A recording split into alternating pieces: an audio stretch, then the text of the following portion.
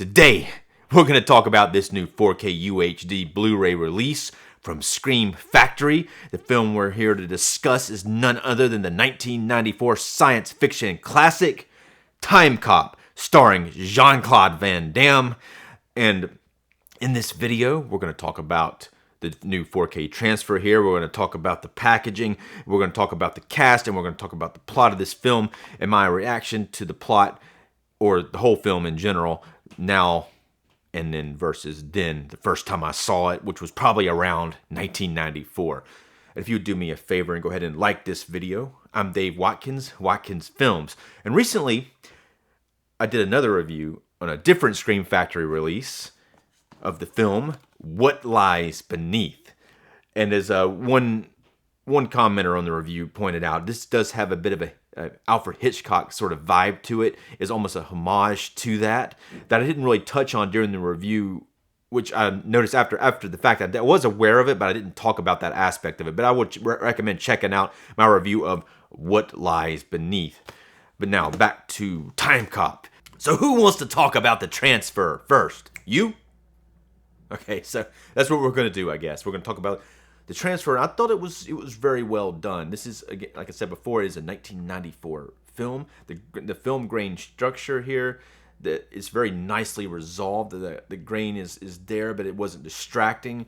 There's a pretty good bit of special effects in this scene, like early CGI. And as far as the weight, I'm going to talk about that a little bit more here in a bit. But I thought it looked a lot better than I was expecting it to look. They used those effects sparingly, and I was fairly convinced by them for the most part during the watch of this film. I was expecting them to look a little more dated than they did. There's a lot going on as far as the set design in this film. I think it all looks very nice. There's a lot of very nice depth of fill. They did it, and it all shows up very nicely here in 4K. The black levels are just where they need to be. They don't look overly. There's no black crush going on, and you can see pretty good details in the shadow areas. As far as the details and the close-ups and things of that nature, it all looks very natural. The skin tones look great. So as far as the way that it looks, I think they did a great job with it. It's not like it's not one where you're watching it you're amazed by the 4K transfer, but I think it is a very natural 4K transfer for the film. It's been a long time since I've seen this film. I don't have a DVD, I don't have a Blu-ray, so I can't really compare the quality to those. But it is a very strong transfer of this film, and I think it holds up a lot better as far as the looks of it than I was expecting. This is a Scream Factory release, and you can buy it directly from their site or off of any other site that sells these type of DVDs, or 4K or Blu-ray, like Amazon or Walmart or Target. You could probably get it from any of those places. You probably watch it. It'll probably eventually go on sale. The sale price would probably be around $20. You might be able to snag it a little bit less than that, but it's probably going to kind of land in that area. This is not a collector's edition. It does have a slipcover. If you look on the site, a lot of times these releases will have a poster. This one doesn't seem to have a poster on their site, so it's just the disc and the slipcover. Let's slip this slipcover off. We got the same artwork on the front. And I think, if I'm not mistaken, I think this is the original theatrical artwork. And it's really a close-up of Jean-Claude Van Damme's face. It kind of works. We have two discs. We have a Blu-ray and a 4K. There's not a reverse here. There's not a reverse artwork or anything different on the inside of it. Let's read about the transfers real quick here. It says new 4K transfer from the 35mm original camera negative presented in Dolby Vision. So it has Dolby Vision, HDR, high dynamic range. It looks very nice. As I was saying it earlier, especially when you can see that, especially in the skin tones and things of that nature. The Blu-ray, now there's a Blu-ray in here. It does have the same transfer as the 4K disc, so it looks equally as good. It just doesn't have the Dolby Vision. The film stars Jean-Claude Van Damme, and he is in fine form here, probably at the top of his game. there's several fight scenes in this film, and he does mixed martial arts, and he's really terrific in all of those fight scenes. As far as his acting performance, it is what it is. I don't think it was a bad performance, but it's for like these sort of action hero type of stars that it is that type of performance. We're going to get into a little bit of, this is a time travel film, which makes it interesting, and it is science fiction. We're going to talk about that plot here in just a second. Jean-Claude Van Damme has different time periods. Like the past, he has kind of regular looking hair, and the present day, he does kind of wear a little bit of a mullet. Let me know if you think that's okay, because he does have a little bit of a mullet. It's not it actually looks better on him than you would expect. He doesn't look like Joe Dirt or the Tiger King or anything like that. But it's he rocks it pretty good. I mean, he kind of just looks like regular long hair. By the way, check this mullet out here. I could be a Timecop. Also starring in this movie is Ron Silver. He plays a crooked politician who uses this time travel technology to benefit himself. He is kind of maybe a little bit of a one-note character, maybe a little bit more than that, because he does have his past self who's not quite as corrupt, but he is very much a villain, and he kind of is always a villain in the film for the most part. Ron Silver was a terrific actor, and just his presence does add a lot here. Mia Sara also has a supporting part. She plays Jean-Claude Van Damme's wife. And she unfortunately dies near the beginning, but it is a time travel film, so she is in it more. Mia Sara, I think I recognize her from Ferris Bueller's Day Off. She played like his girlfriend in Ferris Bueller's Day Off. I really like her performance here. And there's a part near the end where they let her do more than just be his wife. She actually helps, like she shoots somebody at one point, and so that does really elevate the character. This film was directed by Peter Hymas.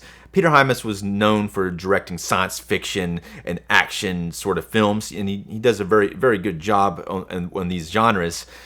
He previously directed 2010, which is a sequel to 2001: A Space Odyssey. You may not even realize there was a sequel to it, but it's pretty good. It has Roy Schneider and John Lithgow in it. He also directed Outlander with Sean Connery. It was kind of like a version of High Noon in Space. And it's been a long time since I've seen that. I actually would like, hopefully they'll come out with a 4K version of that. He did re-team again with Jean-Claude Van Damme in a film called Sudden Death a little while after that. I haven't ever seen that film. I've been considering picking it up. There is a Kino Lorber 4K release of it that looks somewhat interesting. I saw this movie when it first came out. I don't think I saw it in the theater. I'm pretty sure I rented it when on probably DVD or something to that nature. Maybe even I saw it on HBO or something like that. But I did enjoy it the first time I watched it. It's been it's been a long time, but I remember enjoying it. I didn't think it was like for a time travel film. I remember it just seeming like a lot of fun, and it wasn't like really a thought provoking time travel film, but I thought it was pretty entertaining. Upon the rewatch, I think the same thing. I think they handled the time travel elements fairly good. They don't like take it so seriously. I think because they make it fun that sometimes you don't think about the time travel elements as much. So it does kind of give them a little bit of slack when it comes to that sort of thing. There is another movie made the next year called 12 Monkeys. Now, let me know which one you like better, 12 Monkeys or Timecop, and let me know why you think 12 Monkeys is a better movie. I really like 12 Monkeys, but I thought this is pretty solid film as well. It's not as thought-provoking as 12 Monkeys or anything. It's more be closer to something like Back to the Future, but at the same time, it's not as iconic as Back to the Future, but it does kind of have that kind of little bit of a flavor to that, but it also has the idea behind a lot of these action revenge films. Even though it doesn't go too revengey in this, Jean-Claude Van Damme's character doesn't get too crazy. He kind of eventually does it, but he the thing about the wife getting killed and then maybe getting revenge, but he ends up, let's talk about the story a little bit. So you see different time periods, but they don't do too many time periods. Furthest back they go at one point, it's like the Civil War. The farthest back they go at one point is to the Civil War, which happens pretty early, and there's this company that they have this time travel technology. It's like they get in a car and they run down this runway, and then they're able to time travel, but then they're able to go back and And Jean-Claude Van Damme is hired as a kind of security, like a time cop who goes back and makes sure people don't misbehave or do things wrong within or change the time. And that's his job. You see him when he has the buzzed hair and not the mullet yet. You see him at that point. He gets offered the job, and then that night his wife gets killed. And after she's killed, he goes to the job, and I think it's like 10 years later is what it is. Most of the film takes place 10 years later, and he is a Tom Cop with a mullet. So in the present day, he's Tom Cop, and then he gets involved with, as he goes back, he gets involved with like a conspiracy.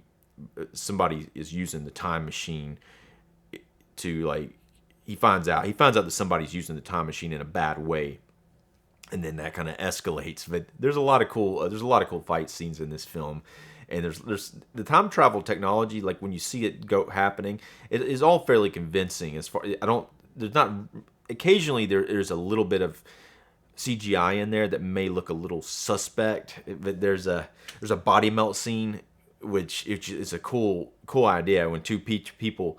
The same person touches the same person in the past, their bodies melt together and they get all gooey. But that is done with CGI here. It looks a little convincing, but it also looks a lot like CGI. It would have been cool to see this in a practical effect. All right, let's go ahead and rate this film. I'm going to rate it on a scale from 1 to 5, 1 being the lowest, 5 being the highest. I'm going to rate Timecop. I'm going to rate it 3.5 stars. I thought it was surprisingly held up well. It may be leaning a little bit towards a 4, but I thought everything in it does, even without the nostalgia factor to it, I think it holds up really good. And the special effects that were used sparingly, all of that works within the film. And they're able to get around this time travel without you thinking about it too much by adding in a lot of action scenes and then adding in this conspiracy plot with Van Damme's character and his wife and these crooked politicians. As far as what Scream Factory has done here, I'm going to give them 4 stars. Maybe a little generous because this isn't a collector's edition. It has a nice slipcover. It has a fantastic 4K transfer. If you're after this for the transfer, which is to me the most important part, I would highly recommend this. There's not a lot of special features or anything to that on here, but it is what it is. I thought the movie held up relatively well. If you would do me a favor and go ahead and like this video and subscribe to my channel. I'm Dave Watkins. Thanks for watching.